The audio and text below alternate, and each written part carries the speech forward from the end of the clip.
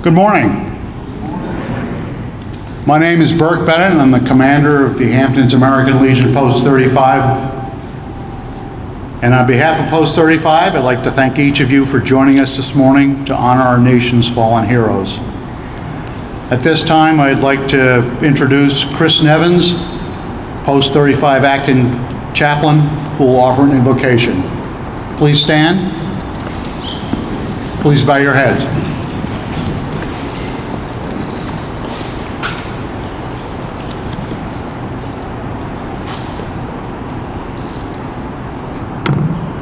Sovereign Lord, ruler of nations, we gather as a community in the heart of Northampton to mark this solemn day of remembrance. We invoke your blessing upon this ceremony, our speakers, and all who have gathered here. We stand on the shoulders of giants, ordinary citizens who showed extraordinary courage, laying down their lives so that we might live in peace and liberty. As we stand near a place of learning and future generations, we quicken our spirits to remember their sacrifice, and may our words today honor their eternal memory. Amen.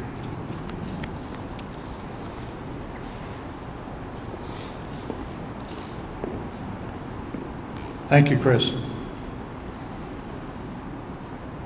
At this time, I'd like to ask our civilian guests to please remove your hats and place your right hand over your heart as we pay respects to the flag of our great nation. Detail, attend, hut, present, arms. Colors. Ready, cut. Present, arms.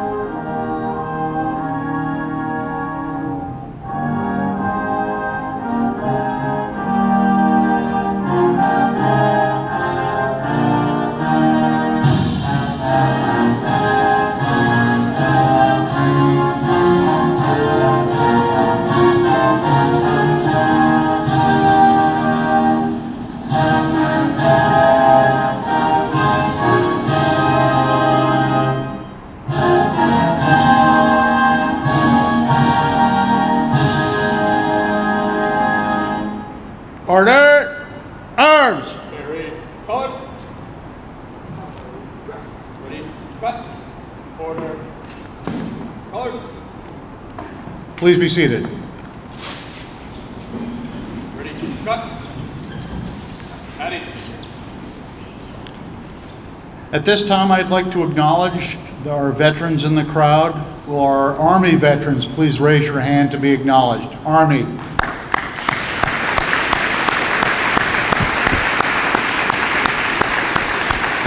Navy.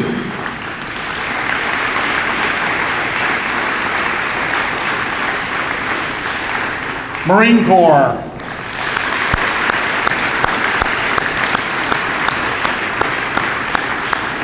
Air Force.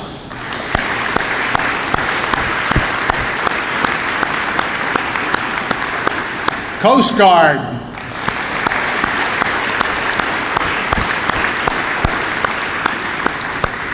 Space Force.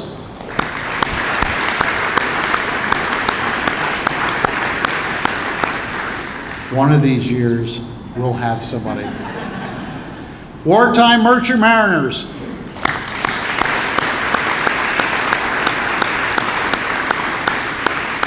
And our first responders are police and firefighters.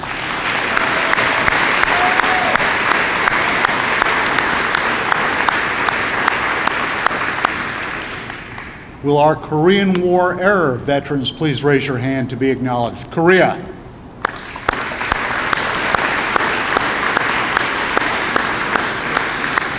Vietnam.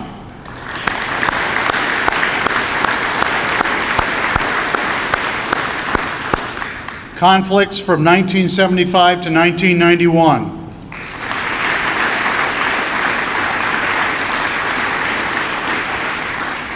Operation Desert Storm.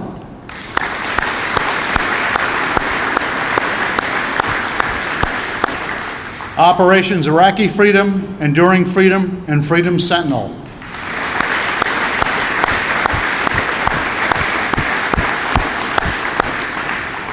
The ongoing Operation Epic Fury.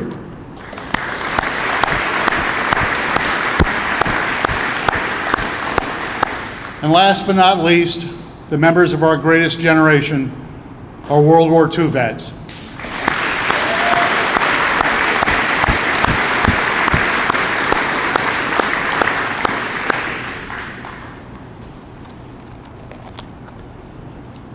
Since its founding 250 years ago, it is estimated that approximately 545 million Americans have lived in the United States, and more than 1.2 million of them have died defending our country since the American Revolution. The graves at Gettysburg, Meuse-Argonne, Normandy, Manila, Arlington, and those fallen heroes who rest in places unknown all have stories to tell. We are here to honor and remember them. We do not forget their sacrifice. From the Revolution to the continuing combat operations in the Middle East, we pause to remember all those who answered their nation's call, who made the ultimate sacrifice, giving their lives in service to our country.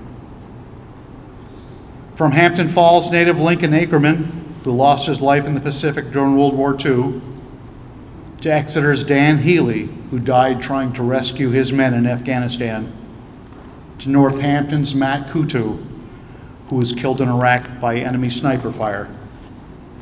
We take this day to reflect on ordinary Americans exhibiting selfless sacrifice. To honor the legacy of the fallen, we need to strive to protect the freedom offered by the greatest nation on earth, a land where patriotism overshadows politics, where the American flag is displayed proudly and frequently, and where military veterans are society's true celebrities. We must also remember the families of the fallen, for long after the guns have been silenced, the children of our fallen warriors will still be missing a parent. Spouses will still be without their life partners, and parents will continue to grieve for the heroic sons and daughters that died way too early. We need to be present for them and assure them that their loved one's sacrifice will not be forgotten. And while we can still enjoy the unofficial start of the summer this Memorial Day weekend, we should take this moment, this very special moment, to remember the high price that was paid for us to enjoy our American way of life. Remembering and honoring the legacies of those who didn't make it back is the true meaning of Memorial Day. Throughout our history, we have engaged in a revolution for our independence, fought a bloody civil war that pitted brother against brother to preserve the Union and end slavery, fought in all corners of the globe to protect the world from tyranny, and stood firm to take the fight to the terrorists after our homeland was attacked on 9/11. Without a U.S. military, the world would be a far more oppressive and dangerous place. Freedom has no greater friend than the American service member. The best way to honor the fallen is to live a life worthy of their sacrifice. That means strengthening our communities, helping our fellow veterans, supporting military families, and teaching the next generation what this day truly means. We must ensure that our children and grandchildren must understand that the freedoms they inherit are not free, but were paid for with courage, service, and sacrifice. Abraham Lincoln said, "A nation that does not honor its heroes will not long endure." He was right. But we should ask ourselves, would a nation that didn't honor its heroes be a nation in which we would want to live? Your attendance here today answers that question. We are all here for them. Ladies and gentlemen, our guest speaker this morning is Kyle Saltonstall from Stratham.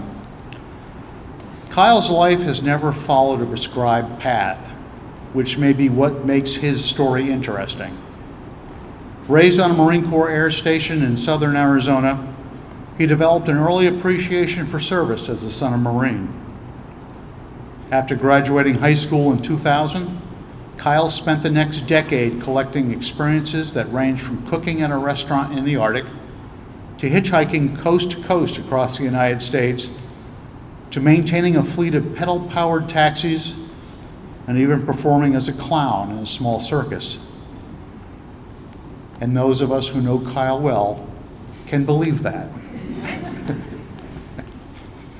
In 2010, answering a Craigslist ad to help rebuild homes after the earthquake in Haiti, Kyle witnessed firsthand how the U.S. military restored stability and provided humanitarian aid during crisis. He recognized the same grit and sense of duty he had seen growing up around Marines. Shortly after returning home, Kyle walked into a Marine Corps recruiting office.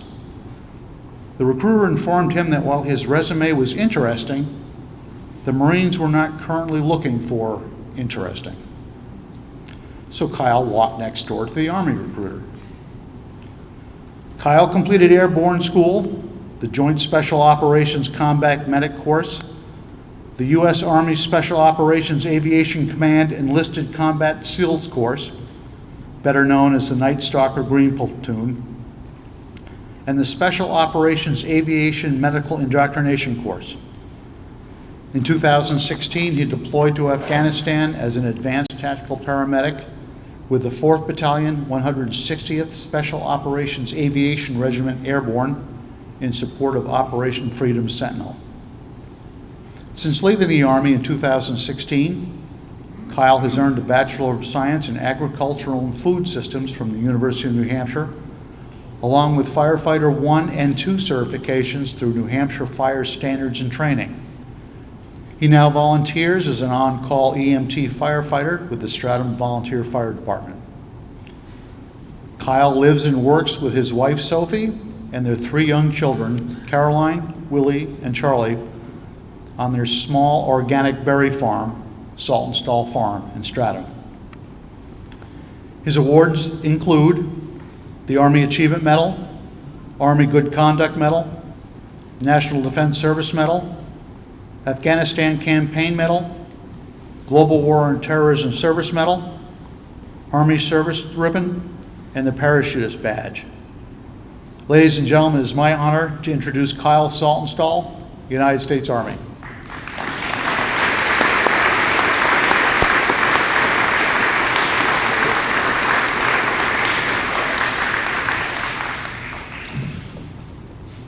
Thank you, Commander Burke, and thank you everyone for allowing me to speak today. I'm always honored, surprised, a little flattered when Burke asked me to speak, but thank you. Story time. I like stories. When I left the Army, I was surprised by the sudden onset of freedom. I thought, who am I now without a chain of command to tell me who I am? Fortunately, my generation of veterans has access to tons of resources that help with that transition, and I am grateful, but something felt strange to me at the time. A lot of the language around veterans support carried an undercurrent of pity, like because I had served, I must now be broken. And yeah, I left the Army with a few dings, and my brain felt a little spicier than before, but I was still largely intact. It was disorienting to go from hearing, "You are a barrel-chested freedom fighter," to, "How can I help you, you poor, broken thing?" But some of that messaging seeped in. I started identifying with my disability rating. I started believing that maybe the rest of my life would just be written in a tone of scars and nightmares. Then I found American Legion Post 35. I listened to the fellow veterans tell their stories. And if you ever want to hear a war story that'll humble you, talk to the men who served in the jungles of Vietnam. More importantly, they shared their life stories. I heard about families and careers and purpose and joy and community. These Legionnaires had finished their service, turned the page, and kept writing bright new chapters. But today is Memorial Day, and this day is not about veterans. It is about those whose stories ended too soon, and our responsibility to remember them. For me, it is a solemn day. On June 23rd, 1999, when I was 17 years old, my father died from a service-connected illness after serving 23 years in the United States Marine Corps. There's a kind of absence that follows something like that. My father never got the chance to see his kids grow up or hold his grandchildren. His story ended before those chapters could be written. Then, some of the men I got to know in the Army, their stories ended abruptly, mid-chapter. So normally, Memorial Day is a day I spend quietly. I can get a little dark, maybe too dark for the barbecues. I don't know if Commander Burke knew that when he asked me to speak today, so sorry, Burke. That's just me. Whether your plans today involve burgers and fireworks with friends and family or something else, I ask one thing of you. Take a moment to think about their unfinished stories, about the lives that might have continued right here in this community, but instead ended far too soon and now live only in memory. Like these two stories that I'd like to share with you now. When Peter Morgera and his best friend, Dave Emanuel, were only 14 years old, they completed the training requirements to become certified firefighters. Peter might have been described as happy-go-lucky and even a little bit goofy, but Dave knew he'd have to work really hard to compete with Peter in anything they did. The inseparable duo raced their bikes everywhere they went, to work on local farms, to Stratham Hill Park to volunteer at the Stratham Fair, to the volunteer fire department to train and help with anything they were asked to do. Peter was known as the kid who never let anyone down, eager to simply have the opportunity to prove himself.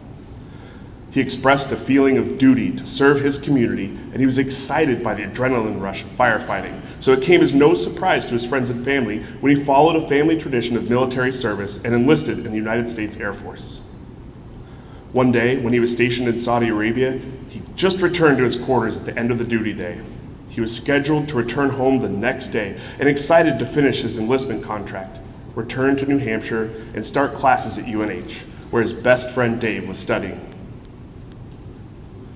On June 25th, 1996, Airman First Class Peter Morgera and 18 other airmen were killed when terrorists detonated 20,000 pounds of explosives just outside of their living quarters. Before he enlisted in the United States Marine Corps, Jonathan Currier had earned the rank of Eagle Scout and stood proudly as a cadet in the Winnacunnet Marine Corps JROTC. He was the kind of young man every community hopes to raise, strong in character and full of life. He loved the beach, swam on the varsity team, and gave bone-crushing hugs that his mother said made people feel at home. After high school, Jonathan enlisted as a crew chief in the Marine Corps and quickly discovered that he had a passion for aviation. He embraced the hard work, and according to his friends, he never stopped smiling, never, not even when doing the toughest job. He proudly called his mother and father to share his adventures, like the time he flew beneath the Golden Gate Bridge, and he talked excitedly with his parents about his future, maybe becoming a pilot, maybe going to college, maybe making the Corps a career.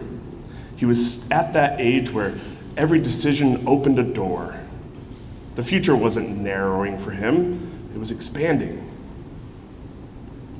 On August 9th, 2018, United States Marine Corps Corporal Jonathan Currier was lost at sea while serving aboard the USS Essex.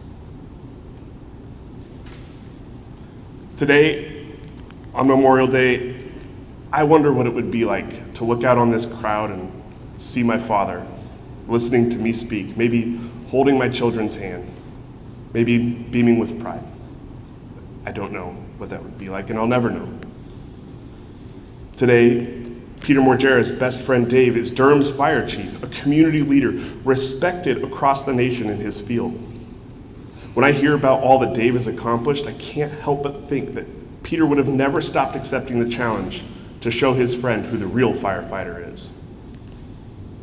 Among Jonathan Currier's personal belongings sent home to his parents was a partially completed Lego Millennium Falcon. It sits now, still incomplete, a physical representation of his unrealized potential. From the beginning of this country, 250 years ago, more than 1 million Americans have surrendered all the chapters their lives might otherwise have held so that ours could continue. I'm not asking anyone to spend this day grieving. Honestly, I imagine many of those we honor today would much rather see us enjoying a burger with family than sitting in sorrow. But I am asking this: remember them.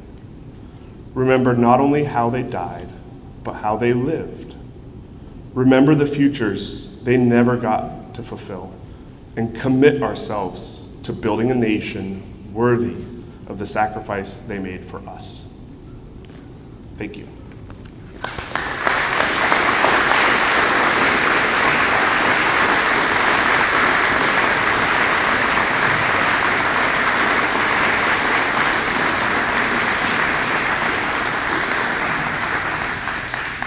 Thank you, Kyle. Very moving and inspiring remarks. At this time, I'd like to introduce the Northampton School Student Choir under the direction of Miss Rachel Schmardell.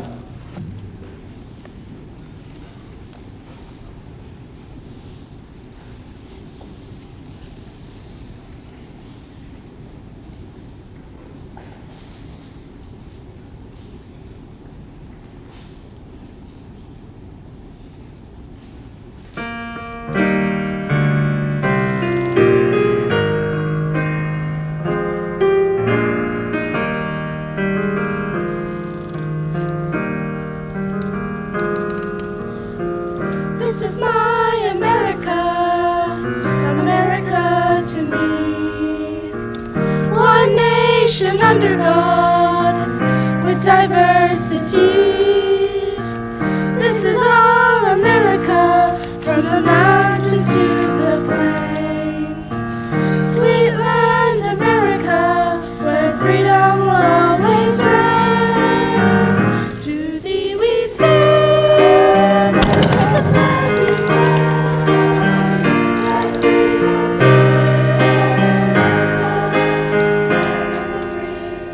America, all of the land.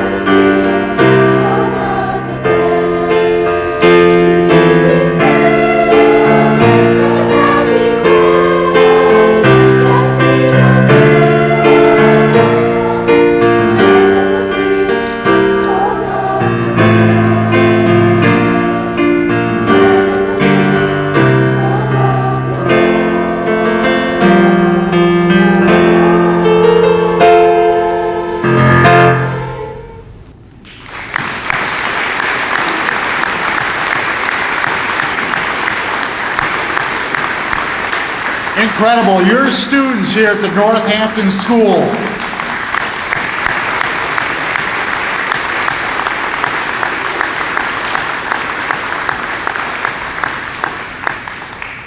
Amazing job. Thank you.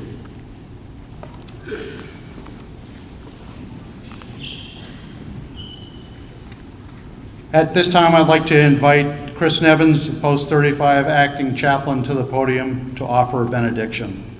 Please stand and bow your heads.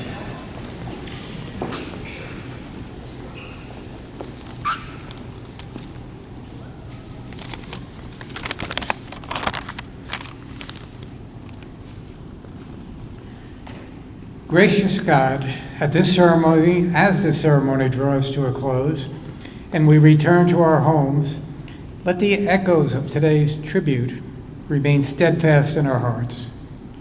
We rededicate ourselves to this day to the noble work of the American Legion. Empower us to walk forward from this place with a burning commitment to serve our local community, our state, and our nation. Let us be your hands in caring for the veteran and your voice in honoring the dead. Bless our youth, protect our land, and keep us ever mindful of the cost of freedom. We ask this in your holy name. Amen.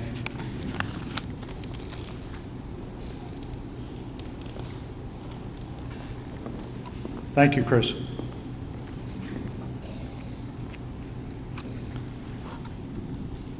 At this time, I will read a list of wars and conflicts involving the United States of America, and a bell will be tolled by Petty Officer Joe Cutt, United States Navy, Vietnam.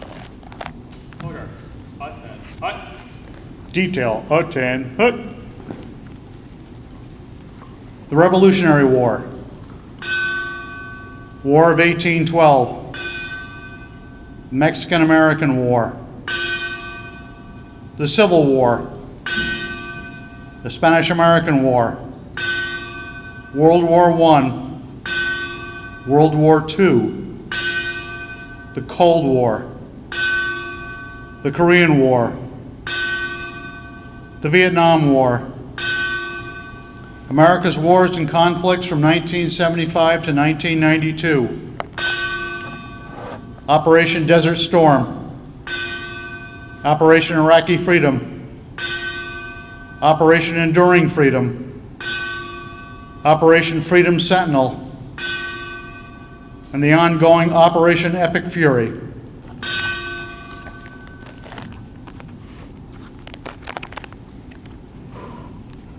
Detail, present, arms.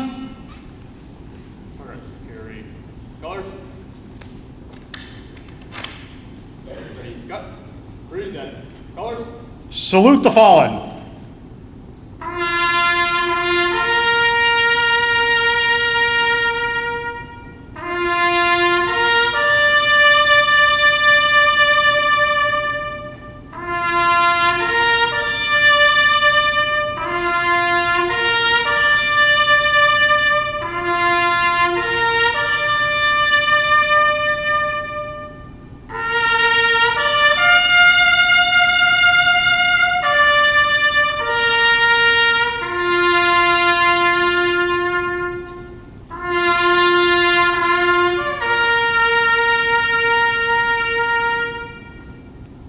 Order, arms. Carry. Colors. Ready. Cut. Order. Colors.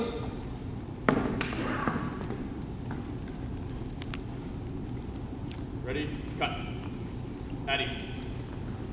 I'd like to thank our guest speaker, Kyle Saltonstall, for delivering very poignant and appropriate remarks today to remind us all what the day is truly about. Thank you, Kyle.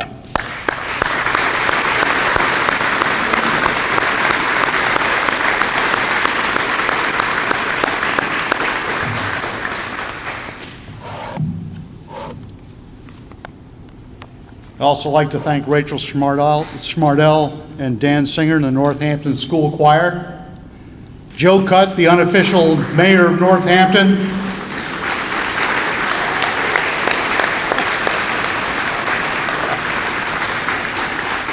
Mark Weatherby, who flew all the way up from Florida last night, sunny Florida, to join us here today.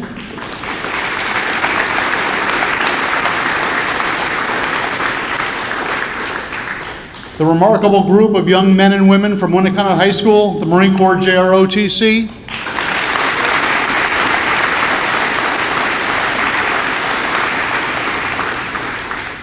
Thank you to the Post 35 Color Guard. Thank you to our state reps and state senators, Northampton selectmen and other dignitaries. And a special thank you to Mike Tully, John Savastano, and the faculty and staff of the Northampton School for all their help in coordinating this indoor ceremony on short notice. We appreciate it.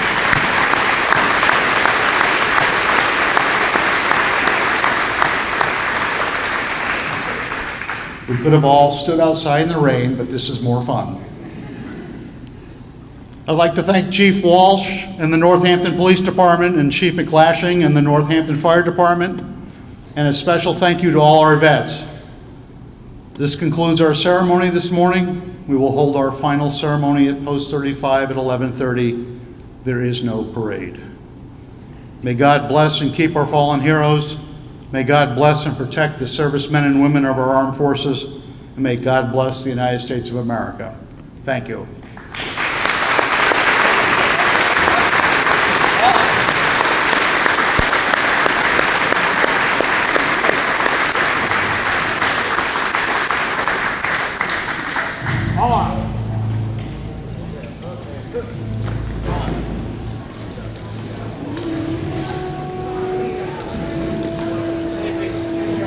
Sorry, don't forget that.